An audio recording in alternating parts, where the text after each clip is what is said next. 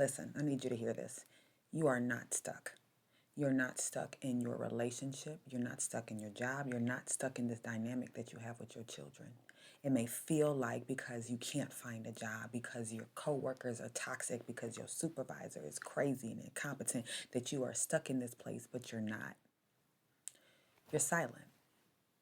That silence has been costing you. It's been costing you something every single day. It's been costing you peace, respect, opportunities.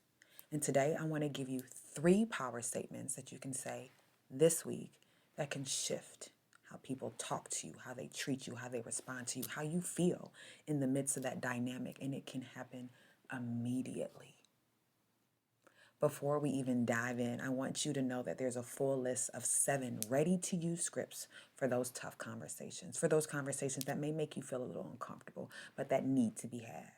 So I want you to grab my free guide. It's called the Respect Reset Toolkit. The link is below. Who am I? Who am I to tell you that you are losing respect and opportunities and that you need to do this work? I'm Dr. Blair Tinker. I'm the founder of the Tinker Method, where I want to help everyday people lead with clarity and confidence.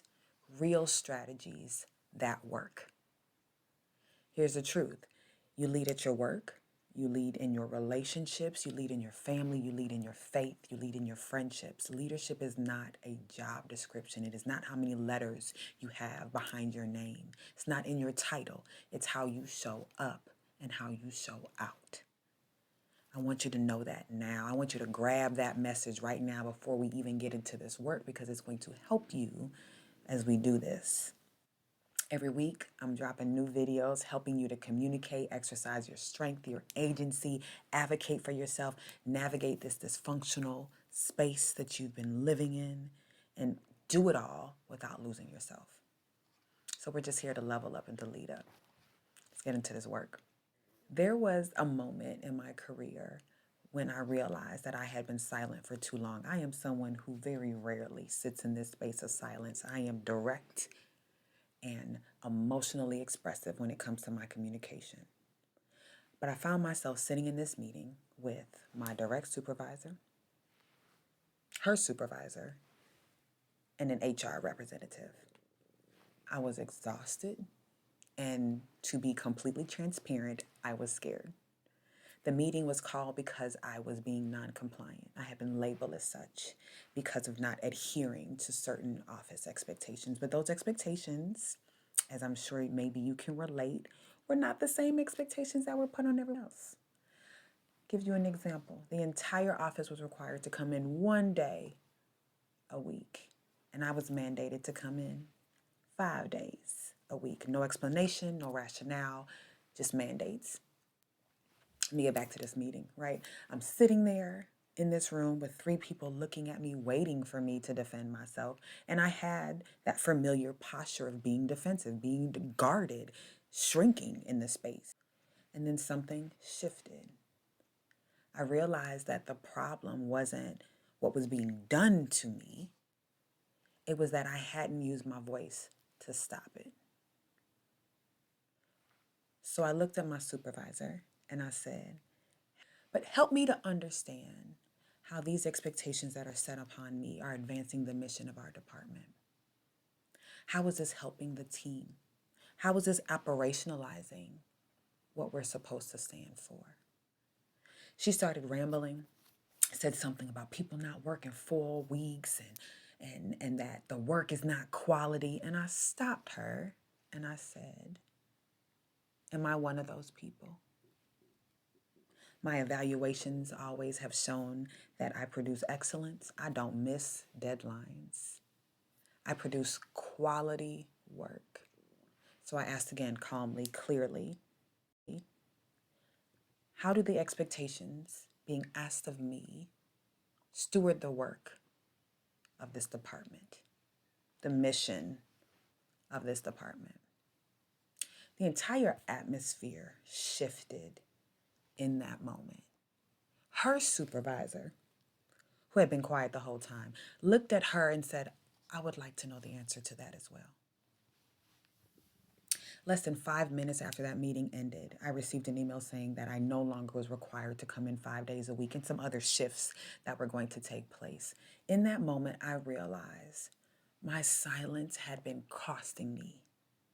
My voice can shift atmospheres, can shift the room. If you've been shrinking, over explaining, tolerating what you should not have to, your silence may be costing you as well. A part of why I reclaimed my voice in that meeting wasn't just frustration, it was straight up conviction. I had been praying for clarity, discernment, praying for strength, praying for a posture that honors God, especially in this situation because the environment did. And in that moment, I felt the reminder that God did not call me to shrink. He didn't design me to stay silent in the face of unfairness. God said in His word that He has not given us a spirit of fear, but of power, of love, and a sound mind. It's a Kirk Franklin song about it, I'm pretty sure.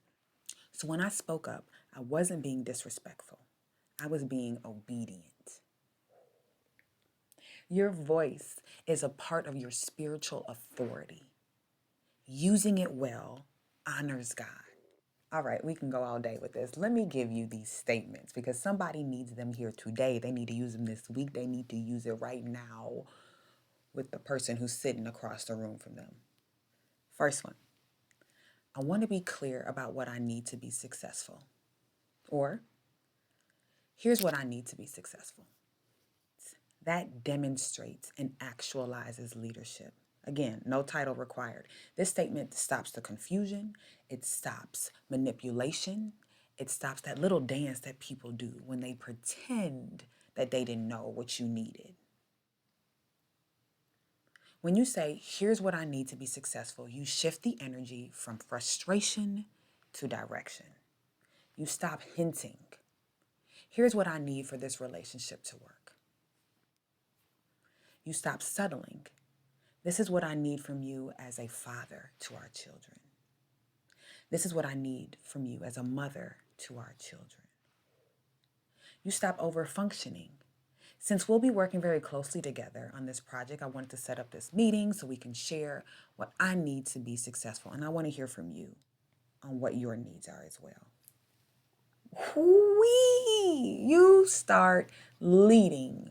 You use it as a supervisor, use it with your partner, use it with your colleagues, use it with your friend who keeps crossing those boundaries because you haven't spelled out what that boundary is. Just use it. The second one, and honestly, I felt like this one saved me. The phrase that I like to go to is, that doesn't work for me. Here's what I can do. Or, I'm struggling with that expectation. I'd like to share what I can do. This isn't rude, it is not defensive, it is objective and factual. And it's really important, especially when we use this, that we know the difference between an expectation and a request. There is a difference. I have a little bit of it in my Respect Reset toolkit. Grab it. Again, y'all, this is not about being difficult. This is about protecting your energy. This is about giving you the opportunity to perform the way that you know that you can, to lead and show up without resentment and bitterness because you're being abused. Someone tries to put something on you, on your plate, emotionally or professionally, redirect. It stops the dumping. It stops people from adding things on to you. It stops from people assuming that you'll say yes because that's what you've always done. This works absolutely everywhere. When someone tries to hand you something that is actually their responsibility, redirect. Just because you can get something done in 2 hours when it takes other people 4 doesn't mean that you can take on more. Let me drop some free wisdom. Boundaries are not walls. They are instructions. Let me say that again. Bring it into the mic. Boundaries are not walls. They are instructions. They instruct people on how to treat you. They are non-negotiables. So treat them as such. If you want these exact strips for handling disrespect, confusion, violations, boundaries, guilt trips, all of the things, the free guide the Respect Reset Toolkit, 7 scripts, really 10, because I'm giving you 3 right here in this space. I'm going to add them. The link is right below because, again, I want you to recognize that you are not stuck. You've just been silent for way too long. You got this way due to pervasive boundary crossing, hazing, imposter syndrome, lack of confidence, toxic people and environments that you've been exposed to. So we just need to find that voice, your authentic, authoritative voice, and start leading in a multi-directional way. Let me give you this third one. This one changes the room. I think they all change the room. I'm biased. Let's reset. Here's how I communicate best. Clutch your pearls while you're doing it. You can say it a different way. Can we reset? Here's what works for me when we communicate. Ooh. This is the phrase you use when someone comes at you sideways, when the tone is off, when someone is snapping or dismissive, when a boundary has been crossed, that non-negotiable that you have communicated. The vibes are different. The energy has shifted. Set the standard. You're not escalating. You're not fighting. You are reestablishing the terms of how you will be spoken to, of how you will be treated.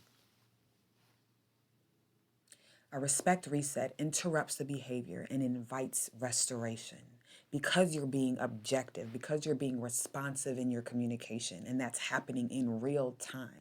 You may meet people who aren't ready for it, and that's okay, but it's about what you are doing in this space. You've been quiet way too long. These 3 statements will shift the dynamic in any workplace, relationship, situation where you need to reclaim your voice. If these helped you, I promise the guide is going to change the way that you communicate this week. It's going to give you word for word language to use in situations.